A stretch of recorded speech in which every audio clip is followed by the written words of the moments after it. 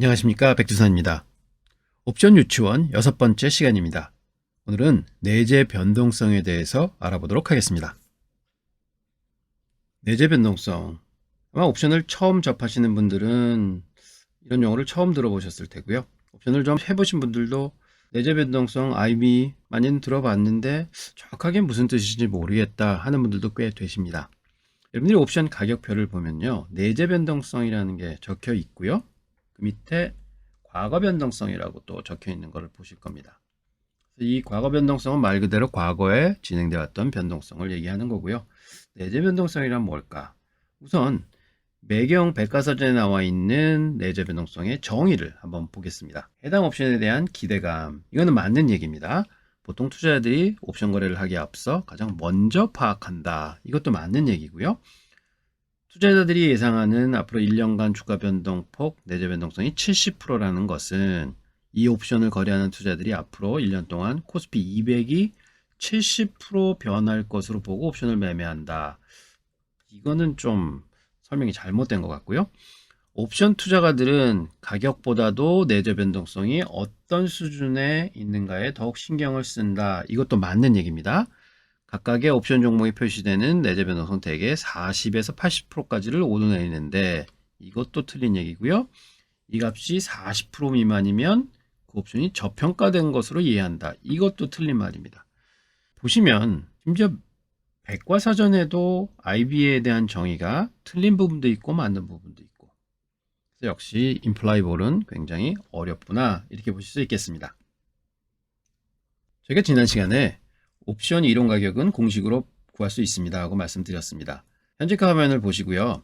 행사가, 지수, 시간, 이자, 배당 이런 거에 대한 변동성, 과거 변동성을 넣고요.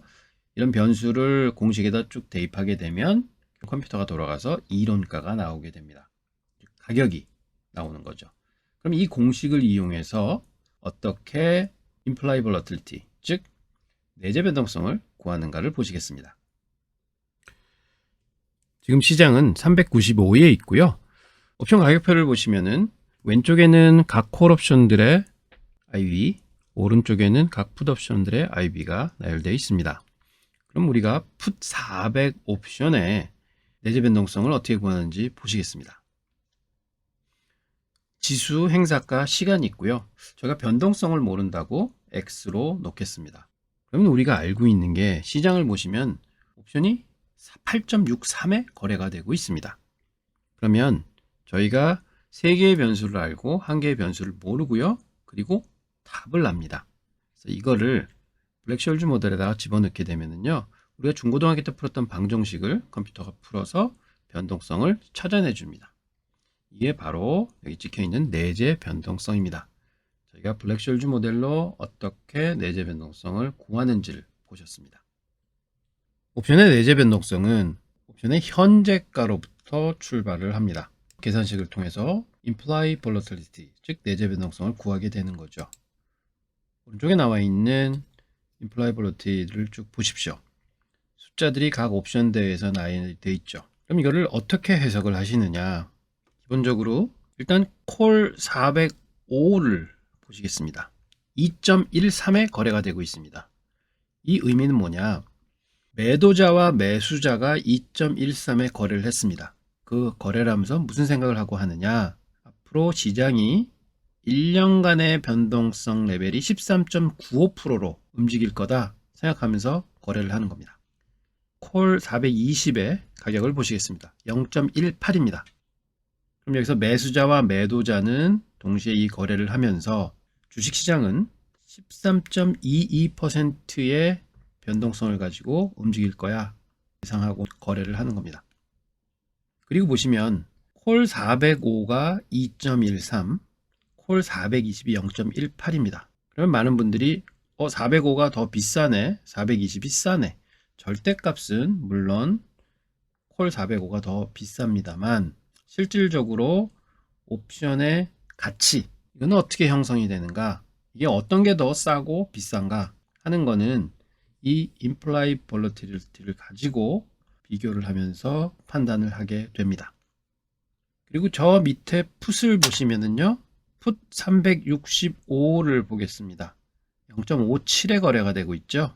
그러면 여기서 사고 파는 사람들은 앞으로 시장이 21.18의 변동성을 가지고 움직일 거야. 즉 풋을 거래하는 사람들은 시장이 좀 더 크게 움직일 거야 하는 생각을 가지고 거래를 한다고 볼 수 있겠습니다.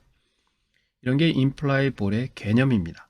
그래서 임플라이 볼러틸리티는요, 절대적으로 어떤 게 비싸다, 싸다 말할 수가 없고요.